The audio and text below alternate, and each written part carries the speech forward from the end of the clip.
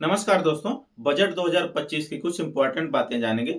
जैसा कि 12 लाख रुपए तक इनकम टैक्स फ्री की बात कही गई है। साथ ही जो स्लैब है पूरा देख रहे हैं आप, इसमें कहा गया है कि 4 से 8 लाख पर आपको 5%, 8 से 12 पर 10%, इसी तरह से टैक्स को बढ़ाया गया है। तो इसको हम डिटेल में समझेंगे कि क्या है। और साथ ही यदि आपकी वार्षिक इनकम 12 लाख से ऊपर है तब फिर आपको कितना किस प्रकार से टैक्स देना पड़ेगा, इसको भी जानेंगे। पूरी गणित को हम इस वीडियो में समझेंगे।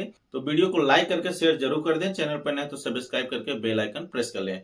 देखिए, यदि आपकी वार्षिक इनकम 12 लाख रुपए है, यानी एक साल में आप 12 लाख रुपए कमा रहे हैं, तब फिर आपको कोई टैक्स देना नहीं पड़ेगा। साथ में 75,000 रुपए का स्टैंडर्ड डिडक्शन भी दिया गया है, यानी 12,75,000 रुपए तक आपको टैक्स नहीं देना होगा। और यदि 12 लाख से ऊपर एक भी रुपए आपकी इनकम अप हो रही है तब फिर आप टैक्स के दायरे में आते हैं। अब ये जो स्लैब दिखाया जा रहा है, यानी स्लैब पर कहा गया है कि 4 लाख तक आप एकदम इनकम टैक्स फ्री हैं। यानी 12 लाख से जब आपकी ऊपर इनकम हो रही है तब फिर आपको 4 लाख पर कोई टैक्स नहीं देना पड़ेगा, और इससे ऊपर इसी परसेंटेज के हिसाब से आपको टैक्स देना पड़ेगा। जैसे मान लीजिए, मैं आपको एग्जांपल के थ्रू समझाता हूं कि आपकी वार्षिक इनकम 18 लाख रुपए है, यानी 12 लाख से अब ऊपर हो गई, 6 लाख रुपए एक्स्ट्रा हो गई, तब फिर आपको कितना टैक्स बनेगा।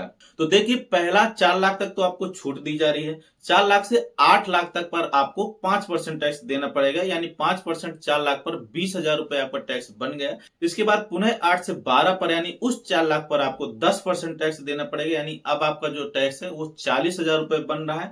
पुनः 12 से 16 पर, यानी अगले 4 लाख पर आपको 15% टैक्स देना पड़ेगा, यानी ये 60,000 रुपए हो गए। और जब 16 से ऊपर आएंगे, कुल आपकी वार्षिक इनकम 18 लाख रुपए है, तो अगला 2 लाख पर जो बच रहे हैं आपको, उस पर 20% टैक्स देना पड़ेगा, यानी 40,000 रुपए टैक्स आपका ये हो गया।